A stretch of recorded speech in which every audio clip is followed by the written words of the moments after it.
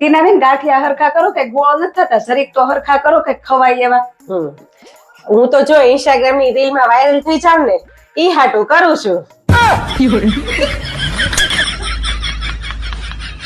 એ ફઈ ભાભીના માથામાં હમાઈને ઘસીને તેલ નાખજો, એનું મગજ હવારથી તપેલો છે. એ ગરમ જ હોય ને, તમારા ભાઈ હવારની મારા મગજની ચટણી કરી નાખી છે. તો રાઈનું તેલ નાખો ને તો ચટણીમાં વઘાર થઈ જાય.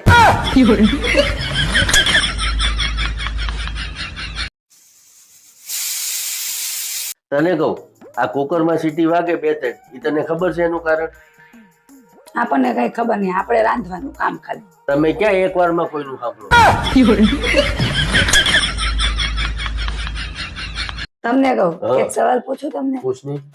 આ રવિવાર થી સોમવાર સુધીનું અંતર એક રાતનું જ હોય, હા, તો સોમવાર થી રવિવાર સુધીનું અંતર 7 દિવસનું કેમ?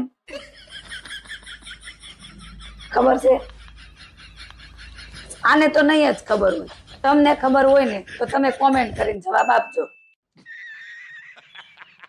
અય જમવાનું લઈને કેટલી વાર છે હવે યાર?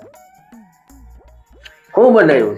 ખીચડી બનાવીશ. તને ખબર નથી હું ખીચડી નથી ખાતો ઈ? બાપ દાદાની જમીન વેચીને ખાઈ ગયા અને હવે ખીચડી નથી ખાવાતી. તમને કહું, આ હું કરું છું ફોનમાં ક્યારના? અરે કાઈ નહીં, આ રીલ એડિટ કરું છું ને મહેનત કર્યા કરું દુનિયામાં. બધાને મહેનત નો રોટલો જ ખાવો છે, કોઈને શાકની ને છાશની તો પડી જ નથી.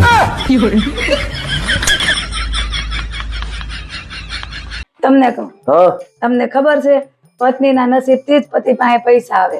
તો મારે 2-3 લગ્ન કરવા પડશે. તારા એકના નસીબથી મારું કઈ ગાડું હાલે એવું નથી.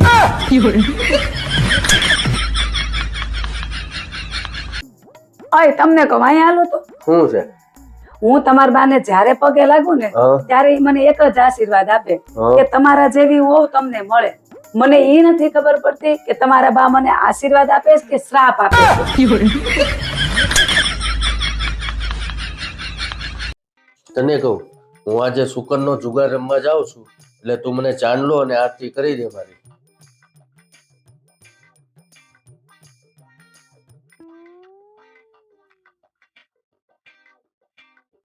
ચાંદલો તો ઠીક છે, આરતી ઉતારીશ, પણ જો ખિસ્સા ખાલી કરીને આવ્યા ને તો સુકન બધા બહાર થાય.